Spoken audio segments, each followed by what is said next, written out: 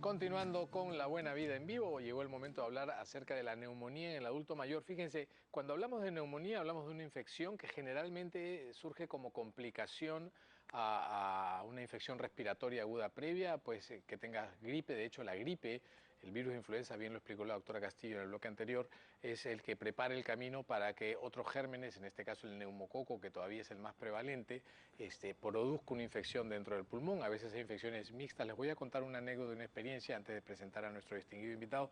Cuando la Primera Guerra Mundial, ahí por el año, entre el año 14 y 18, vino la famosa gripe española, una pandemia de influenza tremenda que mató millones de personas. Habían muchos reclutas que estaban esperando ser transferidos al frente de guerra en Europa y cayó la gripe esta y murieron muchísimos. Muchos años después se hicieron autopsias y se dieron cuenta que la mayor parte de estos soldados, estos reclutas que habían fallecido por la gripe española, en realidad fallecieron por neumonía, por neumococo y por estafilococo. Es que coexisten muchas veces. Digo, la influenza siempre es el enemigo del pulmón del paciente porque permite el ingreso de otras bacterias. Por eso es que es tan importante enfatizar en la buena vacunación contra la influenza y contra el neumococo. Ahora sí le voy a dar la bienvenida a nuestro invitado, el doctor Juan Carlos Montoya. Él es médico geriatra. Ya saben, pueden llamar y hacer sus consultas, sobre todo si tienen personas mayores a las que tenemos la obligación moral, las que cumplimos siempre con agrado, de cuidar y de cuidar bien. ¿Cómo está, Juan Carlos? Bienvenido a La Buena Vida en Vivo. Hola, Para Pepe, hablar ¿qué tal? acerca de esto. ¿Qué tan frecuente es que entre tus pacientes tengas neumonía del anciano? Bueno, es una patología frecuente. Mira, en la América Latina se reportan 2 millones de casos anuales por neumonía. Bastante, ¿no? Y de ellos estamos hablando de muertes por neumonía, más o menos 200.000 al año. La mortalidad en el anciano es Eh, más alta en neumonía que en el niño, ¿no? Así es. Inclusive, creo. Porque hay un contexto diferente. El paciente adulto mayor, bueno fuera que tuviera solamente neumonía, Correcto. pero Sí. tiene una coexistencia de enfermedades asociadas que lo vuelve proclive a complicarse y a ser potencialmente letal el cuadro. Hablamos que la mortalidad por neumonía puede ir desde un 5%, paciente totalmente sano, adulto mayor sano, hasta un 80% en los primeros 11 días de internamiento en un paciente comórbido, ¿no? ¿Cuál es la Entonces, comorbilidad? Es decir, la enfermedad de fondo que claro, tiene la persona así sobre la es. cual puede venir una Así neumonía. es. Hablamos de pacientes diabéticos, Diabetes, parkinsonianos, ¿no? pacientes que tienen anticoagulación por una arritmia cardíaca, que son hipotiroideos que han tenido tabaquismo previo, pacientes que están con un medicamento que puede inmunosuprimirlos, como uso de corticoterapia por una artritis reumatoidea, por ejemplo. Entonces, hay un gran contexto y por eso es que el adulto mayor tiene una característica distinta del niño. No hay dos adultos mayores iguales, Así tienen es. patologías diferentes. Exacto. Entonces, el enfoque siempre es No individualizado. hay enfermedades, hay Hay enfermos, ¿no? enfermos, Así entonces es. eso aplica perfectamente en el anciano. ¿Tú sabes por qué yo decidí ser pediatra y no geriatra?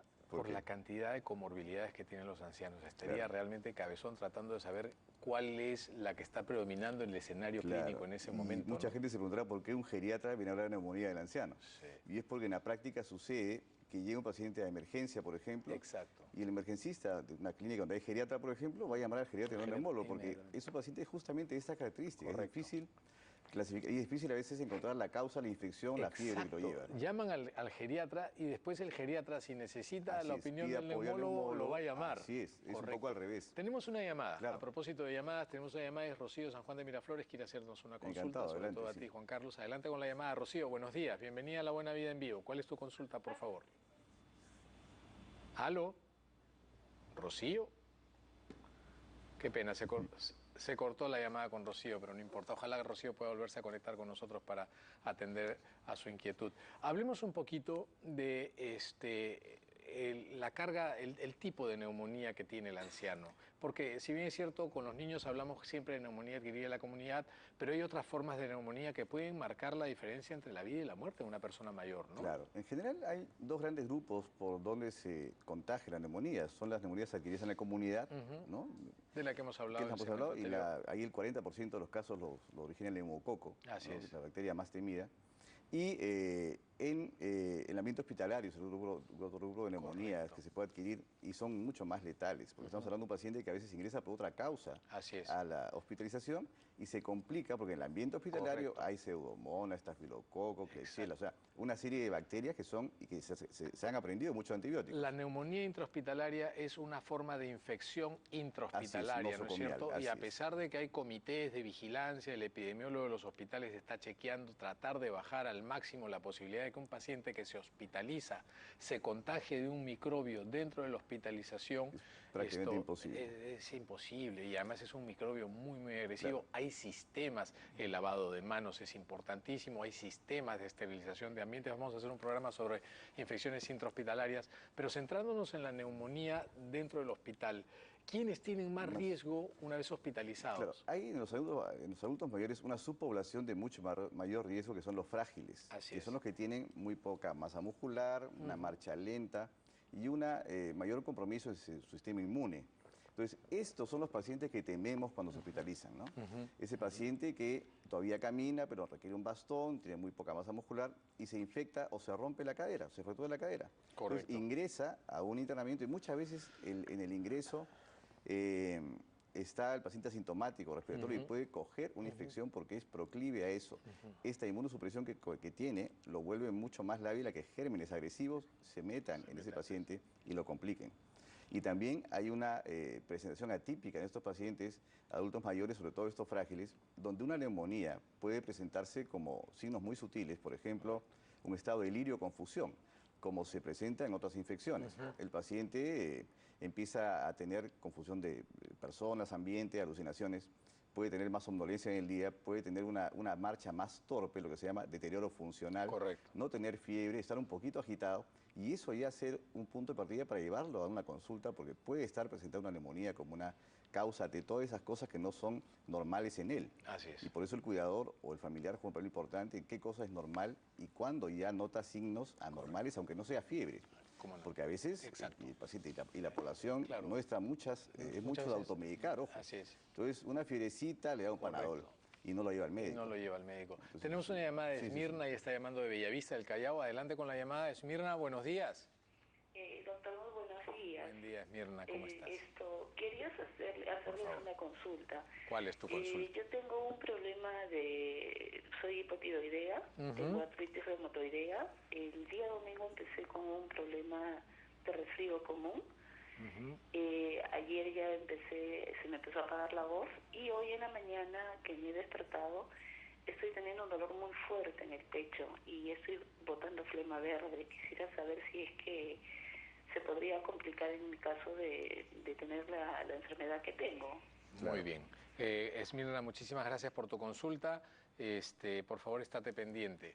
Esmirna tiene una par de condiciones de salud, sobre todo la artritis reumatoidea, que me imagino debe estar controlada y tratada, que podría bajar las defensas, y por eso es que en ella sí habría más riesgo de que una infección respiratoria como un resfrío se vaya complicando. Claro. Y lo que le preocupa es que está con dolor de pecho, con flemas verdes. Así es. Y quiere saber qué es lo que debería hacer. Este tipo de condición en un paciente que tiene morbilidades asociadas, o sea, enfermedades asociadas, y más probablemente corticoterapia, que genera inmunosupresión. Correcto. Así el ingreso haya sido viral, que para eso no tenemos una herramienta más que las medidas generales de prevención, pero puede contaminarse con una bacteria ahí. Y el dolor pleurítico, dolor de pecho, puede ser un dolor pleurítico. También hay que ver que algunos pacientes hacen pequeños derrames asociados a neumonía, derrames pleurales. Así es. Y la pleura duele cuando está ya inflamada y con un poquito de líquido. Más aún Entonces ahí lo recomendable es acudir al médico para que sea evaluada. Una radiografía de tórax es fundamental en ella, un hemograma, para no postergar, porque está a tiempo de tomar acción rápidamente y evitar complicaciones, ¿no? Te voy a hacer una pregunta antes de leer Facebook, que es, en los adultos mayores, al igual que en los niños, la mayor parte de las neumonías pueden ser virales y un porcentaje menor son bacterianas. Digamos, en los niños más o menos 60% son virales, 40% bacterianas, pero dentro de las bacterianas el neumococo. Claro. ¿Esta proporción se respeta en el adulto mayor o en el adulto mayor son la mayor parte bacterianas? ¿Y la mayoría son extrahospitalarias de la comunidad? La mayoría son extrahospitalarias y como digo, y casi un 40% originadas por neumococo. Correcto. Y este punto es importante porque igual al final seguramente es un poquito el tema de la prevención. Siempre ahí, ¿no? Dominando el panorama. Claro, es un tema importante porque es una enfermedad que se puede prevenir por vacuna. Correcto. Entonces es una enfermedad que, si bien es cierto, en los adultos mayores más tiende la transición a ser enfermedades crónico-degenerativas, pero las infecciosas agudas y las que pueden ser letales son... las herramientas que tenemos disponibles, eficaces, son vacunas. Y eso hay que tenerlo claro para aclarar. Ahora sí, Juan Carlos, vamos a compartir este Facebook. Quisiera saber de la neumonía aspirante. En realidad es neumonía aspirativa. Mi suegra falleció de eso. Muchas gracias, Luz Estrada. La neumonía aspirativa es un tipo especial de neumonía. ¿Podrías explicarnos, por favor, qué es y quiénes hacen neumonías aspirativas? Mira, la neumonía aspirativa es la contaminación de la vía aérea inferior y llegar a básicamente contaminar el pulmón por gérmenes que están en boca, por procesos de atoro o pequeños reflujos que hay hacia la vía aérea. Esto es muy común en pacientes con enfermedad neurológica previa, ya sea degenerativa, como una enfermedad, una demencia avanzada, un Alzheimer avanzado, un Parkinson también avanzado, o una secuela de infarto cerebral. Entonces, estas condiciones vuelven proclive al paciente adulto mayor para tener una falla en la deglución. Correcto. O sea, generalmente se atora con los líquidos y por eso hay que cambiarle la consistencia incluso de la dieta, hacer que consuman los jugos muy espesos. O pacientes que tienen esta condición de riesgo, lamentablemente, si se infectan, por ejemplo, que es un cuadro bronquial, no neumónico, entran a un proceso bronquial febril, requieren nebulizaciones, asistencia en clínica o en casa, dependiendo de su gravedad. Y esto, si el paciente es parkinsoniano, por ejemplo, tiene una secuela neurológica y le está tosiendo, hace que haya mucho más torpeza motora y tenga más facilidad para aspirarse. Y en algunos casos, lamentablemente, hay que optar por una sonda nasogástrica temporal, por ejemplo, por una semana, cuando está muy sintomático, para evitar que este atoro, que es la neumonía aspirativa, lo complique aún más que el problema infeccioso de inicio, ¿no? Entonces, sí, y eso puede matar, evidentemente. Una neumonía aspirativa puede ser severa y ocupar básicamente todo un emitor derecho, ¿no? Sí, el ingreso de este material que viene generalmente de la boca, de la vía digestiva al pulmón es muy agresivo. Muy agresivo, son y sobre todo si son gérmenes de pacientes que tienen todavía dentaduras o son edéntulos parciales, ¿no? El que tiene ausencia de dentadura es menos riesgoso, pero hay gérmenes menos agresivos. Sí. Tenemos una llamada más. Claro. Adelante con la llamada. Buenos días, Angélica. Sí. ¿Cómo estás, Angélica? Muchas gracias por llamar. Quisiera preguntarle al doctor, por favor, ¿qué precauciones tener con mi padre? ¿Qué edad Él tiene 94 años y presenta mucha flema, tose generalmente al tomar sus alimentos y hace poco le indicaron nebulizarse con acetilcisteína 3 veces al día, pero él se resiste un poco a eso y la geriatra tenía temor justamente que hiciera una neumonía. ¿Él se mueve, está postrado, es activo? No, él usa bastón, pero camina. Sí. Ok. Y ella tiene una vida un poco sedentaria por la dificultad para caminar. Te voy a hacer una pregunta, si me permites robarle un segundito a Angélica. ¿Está vacunado tu papá, Angélica, contra la gripe y contra el neumococo? No, doctor, justamente... Ahora sí. Ahora sí le voy a dar la posta al doctor Montoya, que sabe muchísimo más que yo, evidentemente, de esto. Juan Carlos, tomando esa pauta, la tuya es correcta. En realidad, debe tener un control periódico de salud un paciente adulto mayor siempre. Un control periódico de salud es fundamental. Así es. Para anticipar justamente cuidados como esto, como menciona la televidente. Entonces, siempre la precaución inicial va con la vacuna. Un paciente adulto mayor necesita una vacuna de gripe al año de todas maneras. De todas maneras. Y la época para vacunar es justamente la época de marzo, abril.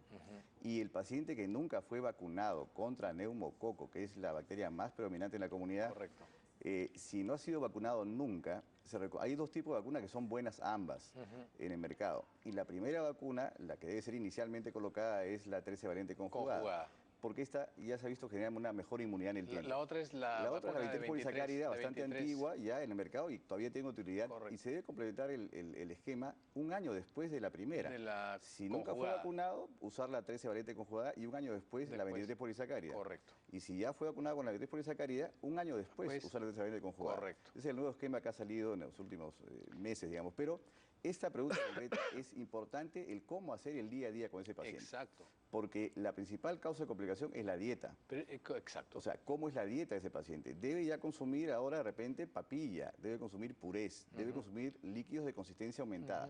Existen en el mercado ciertos espesantes para los líquidos que se pueden aplicar para que estas condiciones que el líquido, mira, se desliza muy fácilmente. Entonces el que más puede provocar un atoro es un líquido. Pero un tipo jugo de papaya espeso, así, es una consistencia que no resbala.